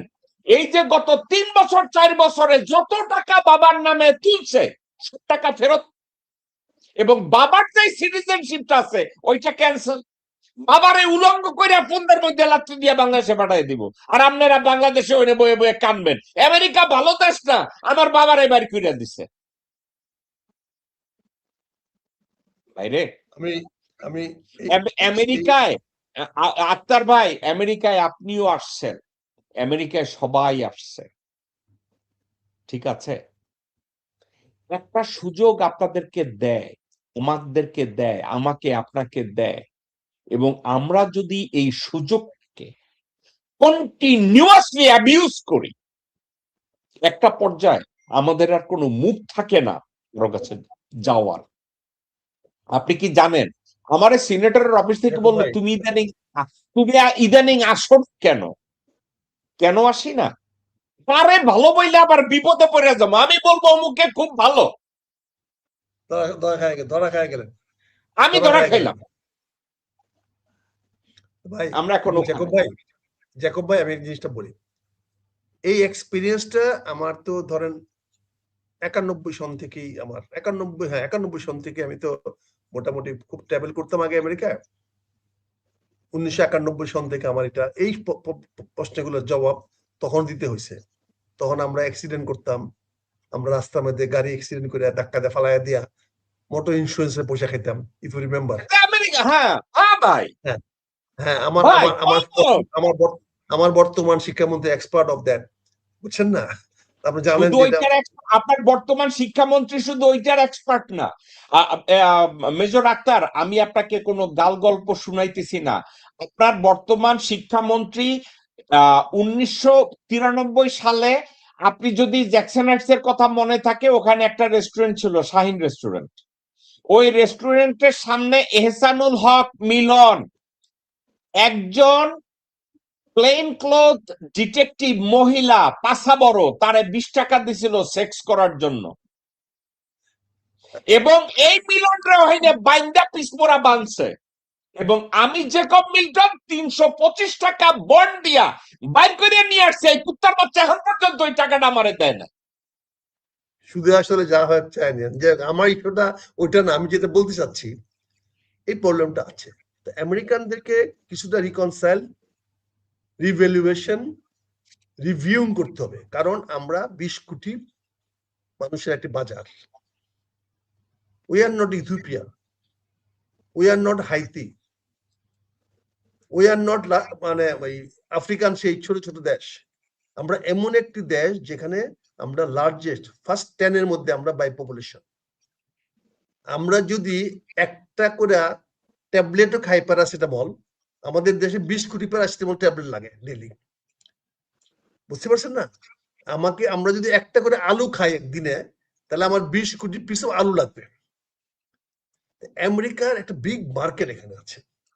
কিছু লায়াবিলিটিস, কিছু অ্যাসেস রিভ্যালুয়েশন, কিছু দরকার পড়লে আপনি আমাদের বাপ মার ভিসা দিয়েন না, সিটিজেনশিপ দিয়েন না, দরকার পড়লে পার্সোনাল ইমিগ্রেশন বন্ধ করে দেন, আমি এটা নাই, কিন্তু বিজনেস বাড়ান।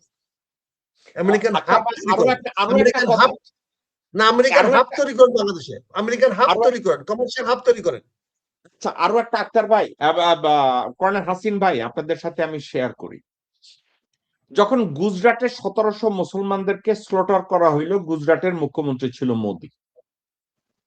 আপনি কি জানেন এল কে আদভানি এবং অটল বিহারী বাজপেয়ী একটা কাজ করলো? কি করছে জানেন? মোদিরে দোষারোপ করা হোক, কিন্তু বিজেপির যেন দোষারোপ করা না হয়। আমেরিকা ডিপার্টমেন্ট অফ স্টেট তখন একটা পলিসি করলো, বিজেপিকে টেররিস্ট অর্গানাইজেশন ডিক্লেয়ার করা। ইন্ডিয়া আদা জল খাইয়া ইসরায়েলিদের নিয়ে পার্সিউ করলো যে বিজেপিকে যেন টেররিস্ট অর্গানাইজেশন করা না হয়। তারা মোদিকে স্লটার ম্যান বানাইলো, কিন্তু বিজেপিকে কিছু করলো না, আমেরিকা করলো না। তারা বুঝছে যে মোদি যদি একবার প্রধানমন্ত্রী হইয়া যায়, আমেরিকা আবার তারে হাসপাতালে দিয়ে বরণ করে নিবে। কিন্তু বিজেপির যদি টেররিস্ট বানাইয়া দেয়, তাহলে খবর আছে। গত 13, 14, 15 বছর আগে বিএনপিকে, বাংলাদেশ জাতীয়তাবাদী দলকে আমেরিকা টিয়ার 3 টেররিস্ট অর্গানাইজেশন বানাইছে। হাসিনা এবং তার নেতারা সফলভাবে বিএনপিকে টিয়ার 3 টেররিস্ট অর্গানাইজেশন আমেরিকা বানাইছে। কারা কারা এর সাথে জড়িত ছিল? আজিজ জড়িত ছিল, জেনারেল মবিন জড়িত ছিল, জেনারেল ইকবাল করিম ভুইয়া জড়িত ছিল, জেনারেল শাম জড়িত ছিল। এরা সবাই লাইন ধইরা, ওয়াকার জড়িত ছিল, বেনজির জড়িত ছিল, জেনারেল হামিদ জড়িত ছিল। এখানে আইসা পেন্টাগনে বৈশা বিএনপি কত খারাপ, তারেক রহমান কত জঘন্য বইলা গেছে। এবং যেই আপনার শিক্ষামন্ত্রীর কথা বললেন, এই শিক্ষামন্ত্রীও স্টেট ডিপার্টমেন্টে কোন কোন জায়গায় যাইয়া ইস্যু করছে যে তারেক রহমান জেএমবির নেতা। কখন বলছে জানেন? কোন একটা ইলেকশনে 14তে না 18তে মিলনের নমিনেশন দেয় নাই বিএনপি। যখন নমিনেশনটা দেয় নাই, মিলন আমেরিকায় কোন চ্যানেল বাদ দেয় না যেখানে গিয়ে বলছে তারেক রহমান জঙ্গি নেতা। মজার কথা, আজ পর্যন্ত আমেরিকান টেরোরিজম লিস্টে বিএনপি টিয়ার 3 টেররিস্ট অর্গানাইজেশন, এবং তারেক রহমান ওই টেররিস্ট অর্গানাইজেশনের নেতা। গত 17 বছরে না তারেক রহমান, না বেগম খালেদা জিয়া, না মির্জা, না আব্দুল আউয়াল মিন্টু, না আমির খচ্চর, না সালাউদ্দিন এই টিয়ার 3 টেররিস্ট অর্গানাইজেশনের লিস্ট থেকে বিএনপি কে সরায় দেয়। এখন বিএনপি সরকার রান করতেছে, তাহলে Bangladesh is governing by who? A tier 3 terrorist organisation. আপনি যে আপনি যদি আমেরিকায় আসেন, বা কর্নেল হাসিন আমেরিকায় আসলো, আমি আপনাদের দুইজনের বগলে লইলাম, লয়ে কইলাম চলেন আমরা ডিপার্টমেন্ট অফ হোমল্যান্ড সিকিউরিটির কংগ্রেসম্যান অথবা র্যাঙ্কিং মেম্বার কারোর সাথে গিয়ে কথা বলি। আপনি দেখবেন আপনাদের দুইজনের সামনে তারা কি কথাগুলো বলে। একেবারে ডকুমেন্ট সহ। বলেন আপনি কি বলতেছিলেন, বলেন। আপনি সুন্দর ইতিহাসটা বলেছেন। ইতিহাসটার সঙ্গে আমার ওতপ্রোতভাবে জড়িত থাকার বা জানার দুর্ভাগ্য বলেন সৌভাগ্য বলেন আমার ছিল। আমেরিকান থেকে আমি কাউন্টার করার চেষ্টা করেছি। আমি নিজেও আমেরিকান এম্বাসিতে পিএনজি হয়েছি। তারপরেও আমেরিকান এম্বাসির সঙ্গে আমার সম্পর্ক আছে, যোগাযোগ আছে, এখনো কথা বলতে পারি। কেন বলতে পারি? আমি কাউন্টার আর্গুমেন্ট দেওয়ার চেষ্টা করি। আমি বলি না আমি অপরাধী না, কিন্তু আমার অপরাধ করারও তো একটা পটভূমিকা আছে, একটা সার্কামস্টেন্সেস আছে। তুমি সার্কামস্টেন্সেস দেখো। আমি এগ্রিড আমি অপরাধ করে ফেলেছি বা করেছি, ঠিক আছে, সেজন্য শাস্তি দিও, কিন্তু আমার সার্কামস্টেন্স দেখো। তারেক রহমান সাহেব সম্বন্ধে অনেক বলা হয়েছে। আমি তারেক রহমান সাহেবের দল করি না, দলের বাইরে চলে গেছি। তাকে ডিফেন্ড করার আমার প্রয়োজন নাই। আমার ডিফেন্ড করলে আমার দলের হয়তো মাইন্ড করতে। তারপরে বলছি, তারেক রহমানকে তো আমরা অনেকভাবে মিসইউজ করেছি। আমেরিকান এম্বাসিরা অনেকভাবে জানার চেষ্টা করেছে। আপনি দেখেন একটা বিখ্যাত উক্তি ভুলে যান না, তারেক রহমান বাংলাদেশে আসার 7 দিন আগে কি বলছে? আমি বাংলাদেশে যাওয়ার সিদ্ধান্ত নিতে পারি না। বাকি রাখলো কোথায়? টায়ার 3 যে সে আছে। টায়ার 3টা উইথড্র হয়েছে পরে তো সে আসছে, অফিসিয়ালি উইথড্র হয় নাই। কিন্তু ভার্বালি কি হয়েছে? ট্রাম্প প্রশাসন হ্যাজ গিভেন দ্যাট ক্লিয়ারেন্স। সেদিন কিন্তু আমি একটা প্রচন্ড স্টেটমেন্ট দিয়েছিলাম। এটা শুধু আমার নিজের শক্তি দিয়ে নেই, এটা নিশ্চয় হাসিবুর রহমান মতো বা আর অনেকের এরকম একটা সমর্থন সহজ ছিল বলে আমি বলেছিলাম যে আমরা দিচ্ছি আপনাকে গ্যারান্টি, আপনি বাংলাদেশে আসেন, দেখি আপনাকে কে কি বলে। আমরা বলতে তো আমারও তো একটা শক্তি উৎস লাগবে নাকি আসিফ ভাই? আমার তো শক্তি উৎস লাগবে। দেখেন 3 দিনের মধ্যে প্রবলেমটা সলভ হয়েছে না। আমরা তো ভাড়া খাটি না। We are not a consultant. We are not a broker. We are not a broker. We are not a broker. We are a state maker. Okay, major Akhtar, একজন ভদ্র মহিলা কমেন্টে লিখেছে, কাউকে গালি দেওয়ার আগে নিজেকে একটু ভাবেন দেশের জন্য আপনি কতটুকু কি করেছেন। আমি এই আপুটা আপনাকে আমি বলবো, আমাদের দেশটা যখন 17 বছরের জাতাকলে পিষা খাচ্ছিল, এই দেশটার জন্য নিউ ইয়র্ক থেকে ডিসিতে যেতে প্রতি ট্রিপে আমার খরচ হতো $6,000 থেকে $7,000, এবং ওখানে গিয়ে হাত পা চাপতাম লোকজনের যে আমেরিকার একটা পজিটিভ পলিসি বাংলাদেশের জন্য তৈরি করা যায় কিনা। কংগ্রেসম্যানদেরকে রাত্র দিনে রাত্রে পার্সিউ করতাম আমার দেশের বাণিজ্যিক ক্ষেত্রে কোনো অবরোধ আছে কিনা, কোটা বাড়ানো যায় কিনা, অ্যাডভান্টেজ তৈরি করা যায় কিনা, ট্যারিফ কমানো যায় কিনা, আমাদের দেশের রাজনীতিবিদদের অফিসারদের এখানে এসে ট্রেনিং করানো যায় কিনা। যখন এগুলো নিয়ে কাজ করেছি, আপনারা কি করেছেন জানেন? নিজেদের পুটকি চুলকাইছেন, মিথ্যা কথা কইছেন, খাইছেন, আর ছবি তুইলা ফেসবুকে দিচ্ছেন। এটা কি কাঁচা লঙ্কাকে বললেন? জি, কাঁচা লঙ্কাকে বললেন না? হ্যাঁ, আচ্ছা, মানে থ্যাংক ইউ। আপনারা তখন বাংলাদেশে বৈশা ওই ই করছেন, সিঙ্গারা খাইছেন আর সামোসা খাইছেন আর ফেসবুকে ছবি দিচ্ছেন, বিশাল আন্দোলন। আমি যখন ওই কাজগুলো করছি, আমরা সিঙ্গারা খাইছি কিন্তু কাঁচা লঙ্কা দিয়েই। মজা লাগে স্যার। ওকে, আমাদের আলোচনায় আমরা শেষ ধাপে। কর্নেল হাসিন, এই মুহূর্তে আমি আপনাকে শুধু একটা কথা বলবো, যারা বলে আমেরিকার সাথে এই বাণিজ্য চুক্তিটা আমাদের দাসত্ব চুক্তি, আমরা জানি এটা দাসত্ব চুক্তি না। আমরা জানি এটা বাংলাদেশের জন্য একটা ব্লেসিং এই চুক্তি। আমরা জানি বাংলাদেশ এডুকেশনাল সেক্টরে, কমার্স সেক্টরে, কনস্ট্রাকশন সেক্টরে, মেইনটেনেন্স সেক্টরে আমেরিকান টেকনোলজি সহ অন্যান্য যা কিছু চুক্তি করা হয়েছে, এটা বাংলাদেশের জন্য বিশাল একটা পাওয়া। এটাকে কারা চায় না?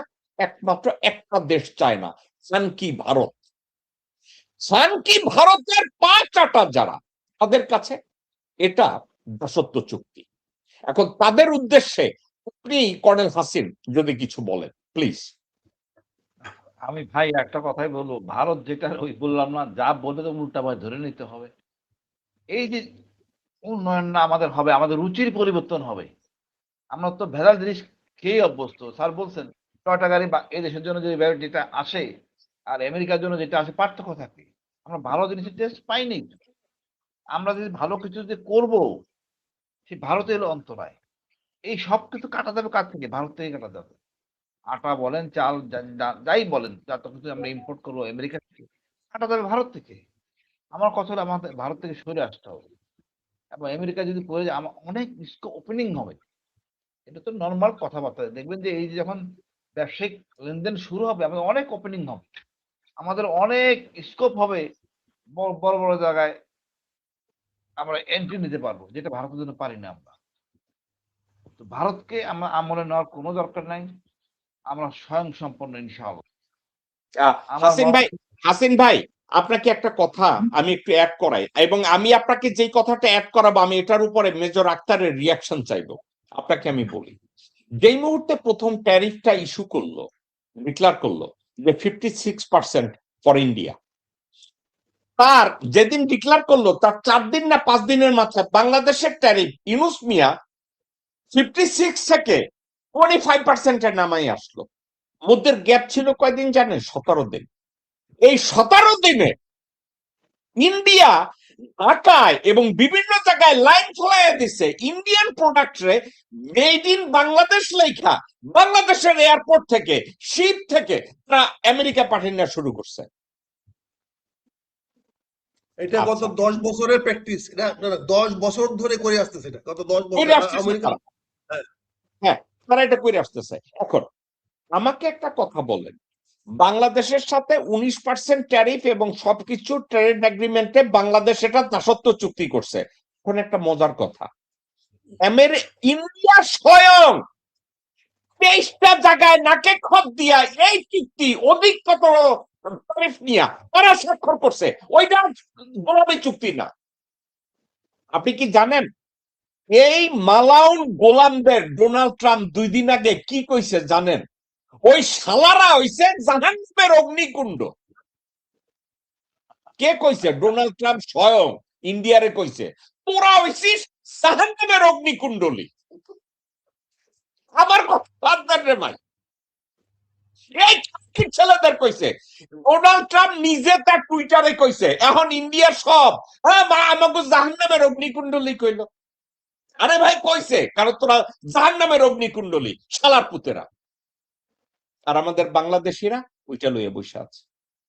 আর কথায় কথায় কইব কি, এত বড় সাহস তুমি জেকব মিল্টন তুমি বাংলাদেশে আসো। আচ্ছা একটা কথা মেজর আক্তার আপনারা আমি বলবো, আমি বাংলাদেশে যাব মানে বাংলাদেশে গুলি করে ফালাই দেব, দাও ভাই ফালাই দাও, আমার প্রোডাক্টিভিটি ওইখানেই শেষ হয়ে গেল। কিন্তু আমি আমেরিকায় যদি থাকি বাংলাদেশের ফেভারে আমি বহু কিছু করতে পারতেছি। আমি যদি দেশপ্রেমিক হই তাহলে আমার দায়িত্ব কি বাংলাদেশে যাইয়া গুলি খাওয়া না এইখানে বাইচা বাংলাদেশের পক্ষে কাজ করা? মেজর আক্তার আমার জায়গায় আপনি হইলে কি করতেন? ধন্যবাদ আপনাকে। যদি আপনার এরকম রিস্ক থাকে তো অবশ্যই বলবো না বোকার মতো ঝুঁকি নেওয়ার। যদি আপনি অল্টারনেটিভ আপনার কাছে আছে, there is nothing wrong in it। দেখতে হবে আমি আমার দেশের জন্য জনগণের জন্য ভালো কাজ করতে পারছি কিনা। কারণ হাসিন যে কথাটা বললেন আপনার মাধ্যমে আমেরিকানদের কাছে আমরা বলতে চাই, যেহেতু আপনার অ্যাক্সেস আছে, বাংলাদেশে তাদের অ্যাক্টিভিটিস আরো বাড়াইতে বলেন, তাদেরকে বলেন বাংলাদেশে আরো সহজভাবে আসতে। ওই যে বাঙালি আমেরিকাতে সেটেল হইয়া ইউনিভার্সিটি চাকরি করে রিটায়ার্ড করে কনসালটেন্সি করে, আল্লাহর রাস্তায় ওদের কাছ থেকে মুক্তি দেন আমাদেরকে। কারণ সে এখন ওখানে থাকতে চায়, কনসালটেন্সি ওখানে করতে চায়, সে বাংলাদেশকে চিনে না। তাদের লিয়াজুল অফিস বাংলাদেশে করতে পারে। এখান থেকে ইয়াং ছেলেদেরকে হায়ার করো, অনেক চিপে হায়ার করতে পারবে, অনেক টেকনোলজি ভালো পাবে। ইন্ডিয়াতে এটা হয়েছে, চায়নাতে হয়েছে। চায়নাতে প্রচুর আমেরিকান টেকনোলজি ট্রান্সফার করে টেকনিক্যাল হ্যান্ড বানাইছে চায়নাদেরকে প্রচুর। দেখবেন এখন যারা দেখবেন ইংলিশ ল্যাঙ্গুয়েজ শিখতেছে, সেকেন্ড ল্যাঙ্গুয়েজ শিখে, তারা আমেরিকান অ্যাসেন্টে ইংরেজি বইলা তারা মার্কেটটাকে চায়না এবং Indian American market win win situation নিয়ে গেছে। সেম ব্যাঙ্গালোর দেখেন, সেম আপনি ইন্ডিয়ান যে হাইটেক ভিলেজ গুলো দেখেন, সেখানেও প্রচুর ইংলিশ ব্যবহার করে তারা করেছে। আপনি আমাদেরকে মিডলম্যান থেকে বাঁচান। এই মিডলম্যানদের কাছে গিয়ে আমরা প্রচুর ক্ষতিগ্রস্ত হয়েছি। এরা আমাদের কিছু দিবে না। এই যে আপনি বললাম না যে আমরা কেন আজকে আমরা নিউ ইয়র্ক টাইমস ঢুকতে পারি না, আমাদের এত বড় বড় দার্শনিক লেখক কেন পারে না? আমরা যদি একজন দুজন ঢুকতে পারতাম, তাহলে কি সেখান থেকে কি আমাদের ভিউজটা আমরা মোটিভেট করতে পারতাম ওদেরকে?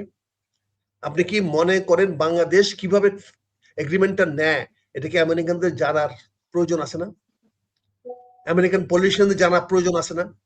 কিন্তু আমেরিকান পলিটিশিয়ানদের কি আমি ডেইলি স্টারে বা ওই ফাইন্যান্সিয়াল এক্সপ্রেসে বা নিউজ উইকে দিলে হবে? এটা আমাকে ইন্টারন্যাশনাল ম্যাগাজিনে দিতে হবে। ইন্টারন্যাশনাল ম্যাগাজিনে দিলে সেটা আমেরিকান পলিসি মেকারদের নলেজে যাবে। তখন আপনাকে রিকোয়েস্ট করতে পারবো বা এই পেপার কাটিংটা নিয়ে যান, গিয়ে একটু ওনাকে আমার পক্ষ থেকে রিকোয়েস্ট করেন। দরকার বললেন না হয় আমি আপনার কাছ থেকে অনুরোধই করলাম আমার জন্য $5,000 ব্যয় করেন, আমি দৃষ্ট দেখাবো না যে আমি আপনাকে টাকা পাঠাবো, আমি রিকোয়েস্ট করতে পারি ভাই আমার জন্য, দেশের জন্য না এটা করেন। কিন্তু আপনাকে তো ম্যাটেরিয়াল দিতে হবে। আপনাকে যেমন সিনেটর যে ডাটাগুলো দিয়েছে, আমিও যদি এরকম একটা কাউন্টার ডাটা তৈরি করে আপনাকে দেই, তাহলে আমি তো আপনার কোশ্চেনটার জবাবটা আমি তৈরি করে দিতে পারতেছি। আমি মনে করি Bangladesh needs a very good, reliable, richer friend, stronger friend. Friend has got a strength. সেটা আমেরিকাই হোক, চাইনাই হোক আর ইন্ডিয়াই হোক। Let's find out who is favorable to me. আমি ব্র্যাকেট করব না, আমি কাউকে বলবো না যে অমুকে যাবো না। But I need a friend who can help me. I need a friend who can protect me. Major Akhtar, আমি শেষ করবো। একটা শেষ প্রশ্ন আপনাকে আমি করতে চাই।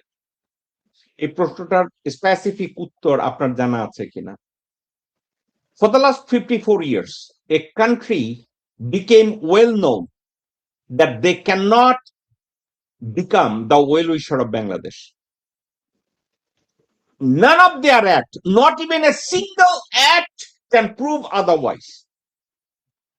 তো 54 বছরে এত রিসার্চের পরে আপনি জানলেন 54 বছরে তারা আমাদের বন্ধু হয় নাই।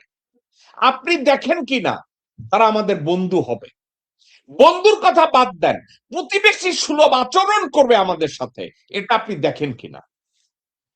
ভাই, আমার এখনো যৌবন আছে, কিন্তু আমার স্বামী সারাদিন আমাকে পিটায়। আমার তো বাইরে খাওয়ার জায়গা নাই। আমি আরেকটা স্বামী জোগাড় করতে না পারলে আমি বিট্রে করব আমার এই পিটানো স্বামীকে। কখন? যখন আমি আমার আরেকটা স্বামী বাইরে ব্যবস্থা করতে পারবো। আপনার কথাটা আমি এখানে আপনাকে একটু থামাই, উইথ ডু অল রেসপেক্ট। আপনার উদাহরণটা এখানে যায় না একটা কারণের জন্য।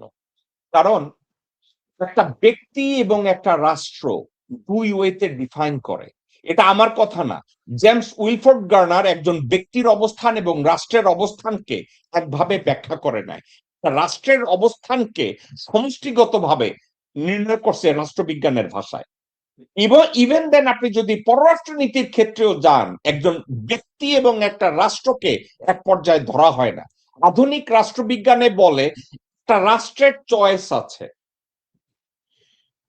তো সেক্ষেত্রে ওই যে আমার অত্যাচারিত হাজবেন্ড আর বউ, ওই এটার সাথে আমি এই কম্পারিজনটা আসবো না, আমি একটা ওইখানে আসবো না, এটা যায় না। তাহলে আমি এটাকে আমি একটু রিফাইন করি। আমি এইভাবে করি। তারেক রহমানকে আপনি বিএনপি কে আপনি 3 টায়ার সন্ত্রাসী বানালেন। একটা কথা বলি মেজর আক্তার, আমি আগে জানতাম না, কিন্তু আমি পরে জানলাম এর পিছনে ইন্ডিয়া হেভিলি ইনভেস্ট করছে এবং হাসিনা এটাকে সমর্থন করছে। তাহলে এখন কি হতেছে? এখন এইটা যে আপনি উইথড্র করলেন, এটা আপনি কেন ডাইরেক্ট হিয়ারিং তারেক রহমানের কাছ থেকে নিয়ে সরাসরি দিলেন না? আপনি কেন ইন্ডিয়ান হিয়ারিং দিয়ে দিলেন? আপনি তো ইন্ডিয়ার কাছে আমাকে তুলে দিলেন। আপনি তো আমাকে বাধ্য করলেন আজকে ইন্ডিয়ার সঙ্গে যেতে। আমি তো বিপদে আছি। আপনি আমাকে ফোর্স আপনার ভাই করতেছেন, আপনি আমাকে আপনার কথার উত্তরটা আমি আপনাকে এইভাবে দেই, আমার কথাটাকে ভুল বুঝেন না। একটা বাংলাদেশি ছেলেকে অ্যারেস্ট করা হলো, তাকে নিয়ে যাওয়া হলো লুইজিয়ানায়, কারণ ওই ছেলেটা বলছে সে বিএনপির মেম্বার, এবং বিএনপি ইমিগ্রেশন কোর্টের জাজ বলল তোমার পার্টি তো টিয়ার 3 টেররিস্ট অর্গানাইজেশন, তুমি কতবার পিস্তল চালাইছো, তুমি কতগুলা মানুষ মারছো। আমি বিনা পয়সায় 2জন উকিল সহ লুইজিয়ানার কোর্ট হাউসে গেলাম, ওখানে বললাম যে বিএনপি যে টিয়ার 3 টেররিস্ট অর্গানাইজেশন, এর ফেভারে তোমার কাছে কি কি আছে।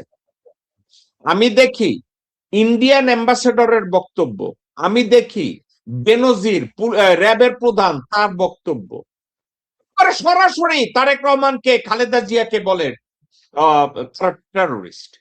এবং আমি দেখলাম আর্মির 3জন 4জন জেনারেল যারা পরে আর্মি চিফ হয়েছে বাংলাদেশের, তাদের বক্তব্য, ডিজিএফআই ডিজিদের বক্তব্য। তো আমি আস্তে করে কইলাম যেগুলো তোমরা পেপারের কাটিং এবং তাদের বিভিন্ন সময় যে বক্তব্য দিচ্ছে বক্তব্যগুলোকে তোমরা এখানে সেভ করছো। তো ইমিগ্রেশন কোর্ট থেকে আমার উকিলদের বলা হইলো যে তোমার কাছে কি এমন কোন লজিক্যাল থিওরি বা কোনো কাগজ বা সেমিনার বা তোমাদের গঠনতন্ত্র এমন কি কিছু আছে যেটা দিয়ে তোমরা প্রমাণ করতে পারো যে বিএনপি টেরোরিজমের সাথে জড়িত না।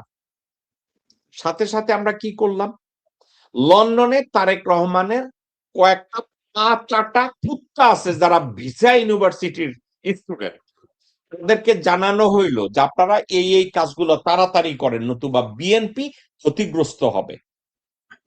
এখন একটা মজার কথা, আপনি কি জানেন ওই যে লন্ডনে ভিসা ইউনিভার্সিটির ছাত্র যারা বাংলাদেশে যাই এখন উপমন্ত্রী প্রতিমন্ত্রীর মর্যাদায়, কোন খানকির ছেলে একটা শব্দ উচ্চারণ করে নাই বা আমাদেরকে একটা জিনিস দেয় না যেটা নিয়ে আমরা ইমিগ্রেশন কোর্টে অ্যাটলিস্ট দাঁড়ায় বলবো BNP is not a terrorist organisation, দেয় নাই।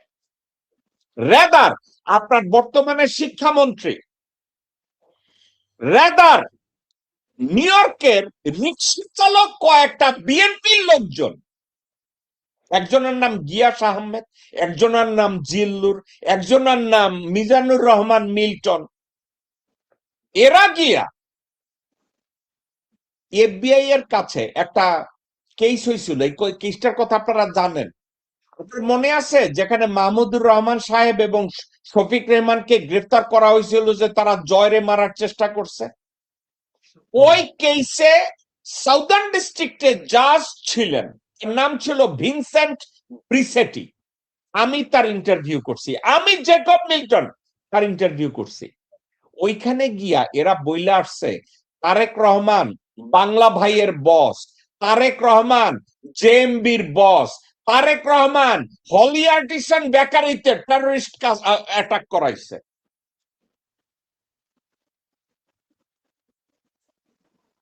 ভাই আমি চেষ্টা করছি আপনি টেররিস্ট না, আর আপনার লোকজনরা এসে বইলা গেছে আপনি টেররিস্ট, এবং আপনি আপনি তাদেরকে প্রতিমন্ত্রী বানাইছেন, মন্ত্রী বানাইছেন। জ্যাকব ভাই 21শে আগস্টের গ্রেনেড হামলা রাত থেকে 2 বছর আগ পর্যন্ত channel I as much as 400 programme আমি করেছি। জিল্লুরের ওই 21শে আগস্ট প্রতিটা বক্তব্যকে ডিফার করে আমি বক্তব্য দিয়েছি। আমাকে অনেকে বলছে আপনি বাসায় যেতে পারবেন, রেকর্ডেড বক্তব্য। আমি জিল্লুরকে বলছি তুমি কি দিবা এটা? হ্যাঁ দিব, দিয়েছে। এখন প্রশ্ন হচ্ছে এই কাউন্টার গুলো তো আমরা কালেক্ট করি নাই, আমরা বিএনপি সেভাবে চিন্তা করি নাই, আমরা আমেরিকানকে আমরা কনসিডারেশন আনি নাই। আমি আপনার কাছে কেন কথাগুলো বলছি, আমি কিন্তু বিএনপির পক্ষে বলছি না, কোনো রাজনৈতিক দলের পক্ষে বলছি না, আমি বাংলাদেশের জনগণের পক্ষে বলার চেষ্টা করছি। আমাকে আমেরিকার সঙ্গে ব্যবসা করার সময় এখন আর নাই, বয়সও নাই, আমার ইনফ্রাস্ট্রাকচারও নাই, কিন্তু আমি মনে করি Bangladesh can be very good hub, commercial hub for American, এবং আমার গার্মেন্টস এর এক্সপোর্ট আমি ডাবলে নিয়ে যেতে পারবো যদি আমি বাইলেটারাল বিজনেস আমি আমেরিকার সঙ্গে বাড়াইতে পারি। শুধু একটি ভাবে সেটি হচ্ছে dollar in dollar out, and আমার same ship will go full come full. এতে যে খরচটা বাড়বে, আমার ইনসেন্টিভ দরকার নাই, কোনো ইনসেন্টিভ দরকার নেই, ইনসেন্টিভ বন্ধ করে দেন। এই মেজর আক্তার, বিজনেসটা আপনি করেন, পলিটিক্যালটা আমার ছেড়ে দেন, পলিটিক্সটা আমার এটাতে trade and commerce, trade and commerce. আচ্ছা মেজর আক্তার, আপনাকে আমি একটু কথা বলি। কোন একটা জায়গায় আপনাকে আমি ঠান্ডা মাথায়, আপনি এই কথাটা শুনছেন, IMF এ যখন এই যে 4.5 বিলিয়ন না 5 বিলিয়ন ডলারের একটা এইড বাংলাদেশের জন্য দেওয়া হলো, ওখানে 2টা না 3টা অবজেকশন গেল যখন এই হাসিনার আমলে এই লোনটা দেওয়া হবে IMF থেকে। আপনি কি জানেন এই অবজেকশনটা কে দিছে? ইন্ডিয়া। না ভাই, ইন্ডিয়া, বিএনপি দেয় না। ওখানে বিএনপির ওইখানে যে কথা বলার মতো লোক আছে কে? আপনি শিক্ষামন্ত্রীর কথা কন, হাসিন ভাই, আপনি শুনলে হাসবেন। আমরা অনেক সময় কই না ইংরেজিতে, how dare that you said that. How dare মানে তোর এত বড় স্পর্ধা বা সাহস। আপনি কি জানেন আপনার শিক্ষামন্ত্রী আমেরিকান এক অফিসিয়াল লেখছে হাউ ডিয়ার, DEAR। ভাই, মিথ্যা কথা না, স্ক্রিনশটটা এখনো আছে, লেখছে হাউ ডিয়ার। যাই হোক, আমি মিলনরে বদনাম করতেছি না, আমি কইতেছি অবজেকশনটা ইন্ডিয়া দিছে। আপনি একটা কথা আপনি মনে রাখেন, বাংলাদেশের সাথে আমেরিকার চুক্তির বিষয়ে আপনি যা বলছেন, আমি আপনার সাথে 110% আমি এগ্রি করি, কিন্তু এটা হইতে দিবে না কে জানেন? আপনার দেশের লোকজন। এটা হইতে দিবে না কে জানেন? ইন্ডিয়ান ইকুইপড মার্সেনারিজরা, যারা যেখানে দাঁড়াইয়া পারবে আপনার মুখের মধ্যে একটু গুলেইপা দিবে, একটু গরুর মুত লাগাই দিবে, আপনাকে জাস্ট করতে দিবে না। আপনি কইছেন আমেরিকান জাহাজ যাবে, চট্টগ্রাম বন্দরে ফেলাইয়া ওই জাহাজটা আনলোড করতে দিবে না 10 দিন। কে দিবে না? যারা আদমজি ক্যান্টনমেন্ট বন্ধ করছে, যারা বাংলাদেশ বিমান লন্ডন এই ঢাকা নিউ ইয়র্ক রাউট বন্ধ করছে এয়ার ইন্ডিয়ার ফেভারে, বাংলাদেশের বিমানটারে খাইয়া দিছে, তারা এই কাজ করছে এবং তারা এই কাজ করবে। তো আপনি যেটা বলছেন একমত। আমি কি এটা নিয়ে আমরা কি আমাদের প্রচেষ্টা অব্যাহত রাখবো? অফকোর্স রাখবো, যতদিন শ্বাস আছে বাংলাদেশের জন্য কাজ করব, এখান থেকে সরবো না রে ভাই। এমন কোন পৃথিবীর টাকা নাই যেটা দিয়ে আমাকে সরানো যাবে। আমার যা করার আমি সেটা করব, কিছু আসে যায় না। কিন্তু সমস্যাটা কোন জায়গায় জানেন? কয় যে 2 দিনের মদারু 3 দিনে হয়ে যায় আজি। আমাদের বাংলাদেশে যেসব রাজনীতিবিদরা, দেশপ্রেমিকরা যাইয়া তারেক রহমান জিন্দাবাদ দেয়, আপনার আমি একটা কথা কই, এই কথাটা আজকের আমি দেখাইতে চাই না, বাট আপনার আমি একটু কথাটা বলতেছি। আমাকে একটা কথা বল মেজর আক্তার, আমি আপনার কাছ থেকে জানতে চাই বিষয়টা কি। একটা ওয়েলফেয়ার নিয়ে সে কথা বলছে, একটা ওয়েলফেয়ার, ফ্যামিলি কার্ডটা তো ওয়েলফেয়ার টু দ্য সিটিজেন না? আচ্ছা, এটার ভিতরে কি কোনো রাগ আছে, গোসা আছে, আবেগ আছে? সাবজেক্টটা তো একটা পলিসি। এখন এই যে তারেক রহমান মর্জিঙ্গি দেখাইয়া যে কথাটা কইল এই সাবজেক্টের উপরে, এই টোনটা যেই টোনে বললেন, এই টোনের কি কোনো জাস্টিফিকেশন আপনার কাছে আছে কর্নেল হাসিন? উনি বলবে যে ফ্যামিলি কার্ডটা নিয়ে আমি আপনাদের জন্য করার ওয়াদা করছি, আমি এটা এইভাবে করতেছি, এটা করতেছি, কিন্তু তার যে অ্যাপ্রোচ, তার যে কথা বলার টোন, তার যে ল্যাঙ্গুয়েজ, আপনি কোনো জাস্টিফাই খুঁজে পান তার এই টোনে এই বিষয়টা নিয়ে কথা বলার? এটা হচ্ছে আমার প্রথম প্রশ্ন আপনাকে। আসে কোন জায়গায় আপনি দেখেন? আমি আসলে বুঝি না এই বিষয় নিয়ে এত রাগ হওয়ার কি কারণ আছে। জামাতের দর্শন, জামাত যেটা বলছে আমরা ফ্যামিলি কার্ড দিব না, আমি চেষ্টা করবো ওই পরিবারটাকে স্বয়ংসম্পূর্ণ করার জন্য, যেভাবে হোক হ্যাঁ, ঋণ মুক্ত, আচ্ছা। ঋণ এটা ছাড়া মেসেজ যেভাবে দেখানোর কিছু আছে? এর মেসেজ দেখানোর কিছু আছে? কিছু নাই। এটা আসলে হয়তো কোনো অন্য কোনো কারণে হয়তো ক্ষেপে থাকতে পারে, যার আচ্ছা, জন্য আরেকটা আমি কথা, এটা আচ্ছা, আরেকটা কথা, সিলেটের এক ভদ্রলোক ছিল, তার নাম ছিল আহমেদ কাইকাউস। হাসিনা তারে বিশ্ব ব্যাংকে এক্সিকিউটিভ ডাইরেক্টর করে পাঠাইছিল।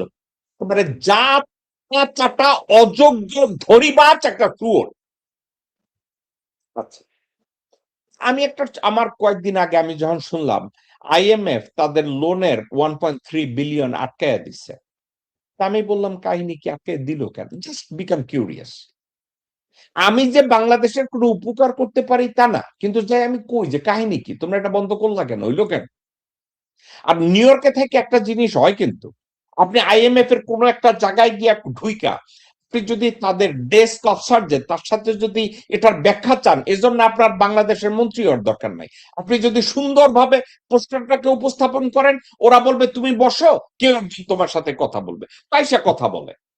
ওখানে আসার পরে তারা বলল যে আইএমএফ একটা সাবজেক্টের সন্দেহ পোষণ করছে। সন্দেহটা ছিল এর প্রিভিয়াস গভর্নমেন্ট যারা, মানে তারা এই অন্তর্বর্তীকালীন সরকারের কথা বলে না, হাসিনা সরকারের আমলে, তারা বলছে তোমাদের কন্ট্রোল, ব্যাংকিং সেক্টরের কন্ট্রোলটা ঢাকায় ছিল না। আইএমএফ দেখছে যে কন্ট্রোলটা একটা দেশ থেকে হচ্ছে, তা আমি অন্য দেশটা কি থার্ড কান্ট্রি? তারা বলছে, হাসি দিয়া বলছে না, তোমাদের পার্শ্ববর্তী দেশ থেকে নিয়ন্ত্রণ ছিল। আমি বললাম ওকে। তো বলছে এই গভর্নমেন্টটা আসার পরে বর্তমান বাংলাদেশ ব্যাংকের গভর্নর এবং তোমাদের অর্থ এবং পরিকল্পনা মন্ত্রী যারা যারা আছে, তারা সেম ওয়েতে ব্যাংকিং সেক্টরের নিয়ন্ত্রণটা দিল্লির হাতেই আবার পৌঁছায় দিছে। ডক্টর ইউনূস যেই কথাগুলো বলে আমাদের মধ্যে আস্থা তৈরি করতে পারছে, তার লোকজনরা যাচ্ছে, ওই আস্থাটা আমাদের আর নাই।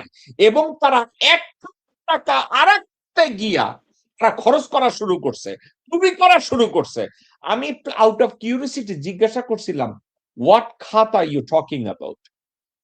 তো উঠতে কয় তোমাদের ওখানে তারা ফ্যামিলি কার্ড করছে, এগ্রিকালচার কার্ড করছে। কয় যে এগুলো আমরা যে লোন দিছি কোন একটা জায়গায় আমাদের বলা উচিত এগুলো ছিল ডেভেলপমেন্ট ওয়ার্কের ক্ষেত্রে, ওয়েলফেয়ারের মধ্যে ছিল না।